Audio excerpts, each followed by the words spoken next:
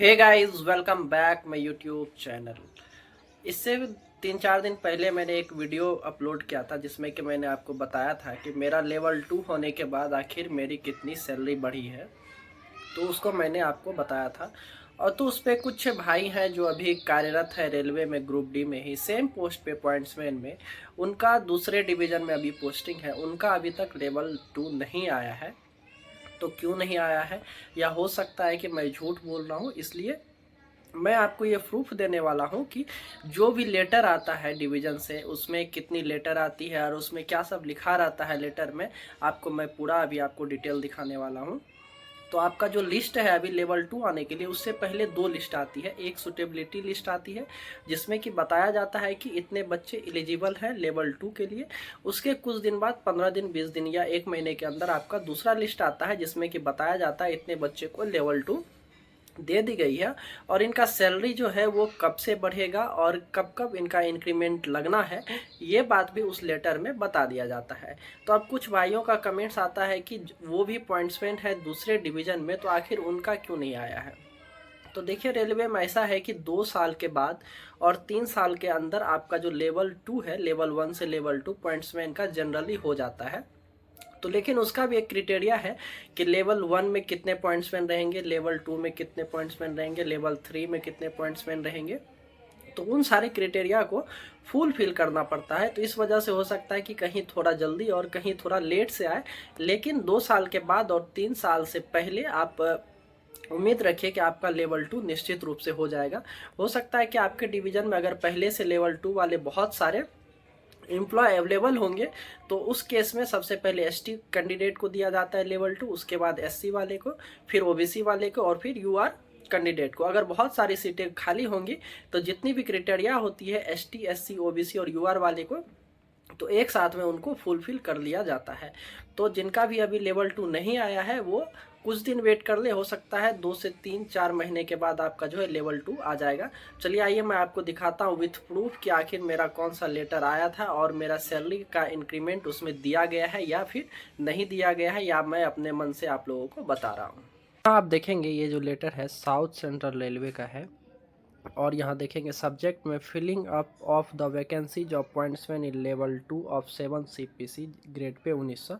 आपको पता है कि लेवल 2 जो है वो उसका जो ग्रेड पे है वो 1900 होता है, और इनका जो बेसिक होता है वो 19,900 से स्टार्ट होता है। और आप देखेंगे यहाँ डिवीज़न में जो है गुंतकल है, और डेट आप देखेंगे यहाँ पे 25 जुलाई का है। 25 जुलाई का ये डेट है। ये आप इस एक तरह से इसको बोल सकते हैं सुटेबिलिटी लिस्ट है, यहाँ पे देखिए दिया गया है, यह सुटेबिलिटी लिस्ट भी है। इसमें SC 20, ST 23 और UR के 257 कैंडिडेट है, जिसमें लेवल 2 1900 ग्रेड पे है।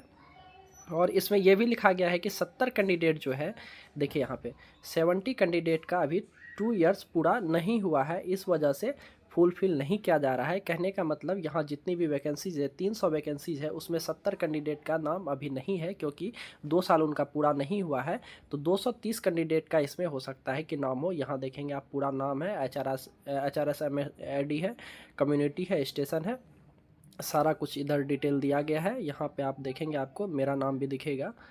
थोड़ा पीछे आएंगे तो देखिए ये 53 में आपको दिखेगा गौरव कुमार झा, EWS BLL, और कंसिडर्ड किया गया है UR में, क्योंकि डिपार्टमेंटल में जो वो UR EWS का कोई कैटेगरी नहीं होता है, वो डायरेक्ट UR में काउंट होता है। तो यहाँ आप देखेंगे, और टोटल कैंडिडेट आप देखेंगे इधर,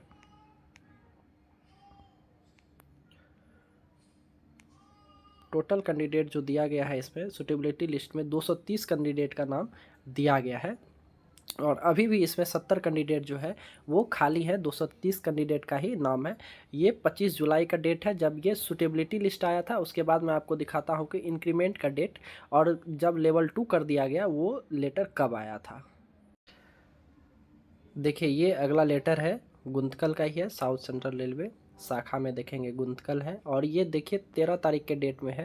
कहने का मतलब 25 को वो लेटर आया था, 6 दिन उधर और 13 दिन इधर, 20 दिन के बाद दूसरा लेटर आया कि जिसमें बता दिया गया कि आपका लेवल 2 कर दिया गया। यहाँ सब्जेक्ट में आप देखेंगे promotion of the post of pointsman in level 2 7 CPC grade pay 1900। उसके बाद इसमें लिखा रहता है कि आपका सैलरी जो है वो कितना इंक्रीज हुआ है और आपको कितना सैलरी कब दिया जाएगा, इसमें भी सारा डिटेल दिया रहता है।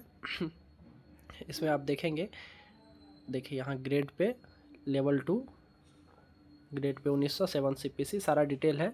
उसके बाद जब आप नीचे आएंगे तो देखिए यहाँ मैं आपको दिखा देता हूँ। जैसे ये 1 नंबर वाला कैंडिडेट है, इनका आप देखेंगे लेवल 2 हो गया है और इनका जो अभी बेसिक है वो 19,100 रुपया है।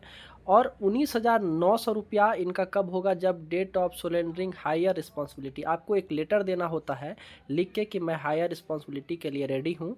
आप इस लेटर के बाद आपको एक लेटर बना के ऑफिस में जमा करना होता है। उस दिन से आपका 19,000 बेसिक जो है वो 19,900 हो जाता है। उसके बाद देखिए बताया गया है कि आपका जो 1/1/2026 है उसमें 20,500 रुपया हो जाता है, क्योंकि अगला इंक्रीमेंट जो है 3% का, उसमें 20,500 रुपया आपका मिलने लगेगा जनवरी 2026 से। उसके बाद अगर आप एलिजिबल हैं, किन्हीं का होता है क्या, आपका इंक्रीमेंट जनवरी में लगता है, किन्हीं का जुलाई में लगता है।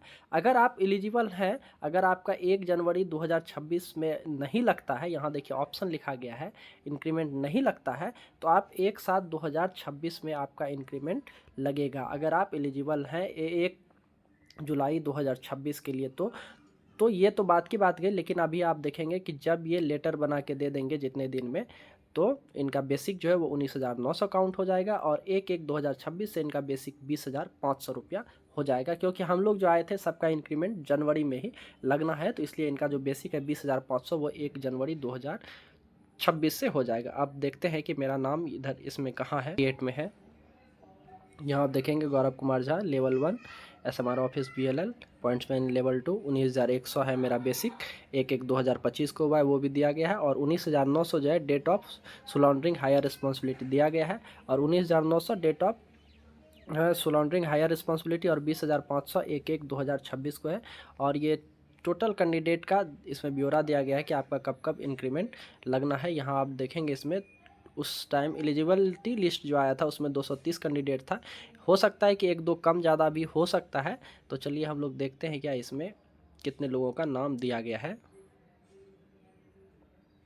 यहाँ देखेंगे टोटल 220 लोगों का नाम दिया गया है। 10 लोगों का नाम यहाँ से हटा दिया गया है किसी कारणवश। हो सकता है कि उनको कोई चार्जशीट आया हो या कुछ भी आया हो, तो इस वजह से उनका नाम 10 लोगों का नाम हटा दिया गया है। तो मैंने आपको प्रूफ के तौर पे आप लेटर भी दिखा दिया, लेवल 2 का लेटर आ गया है। और हमारा जो लेटर है वो 2 साल 2 महीने के बाद आया था, क्योंकि हमारी जो ज्वाइनिंग हुई थी वो 11 मई 2023 को हुई थी।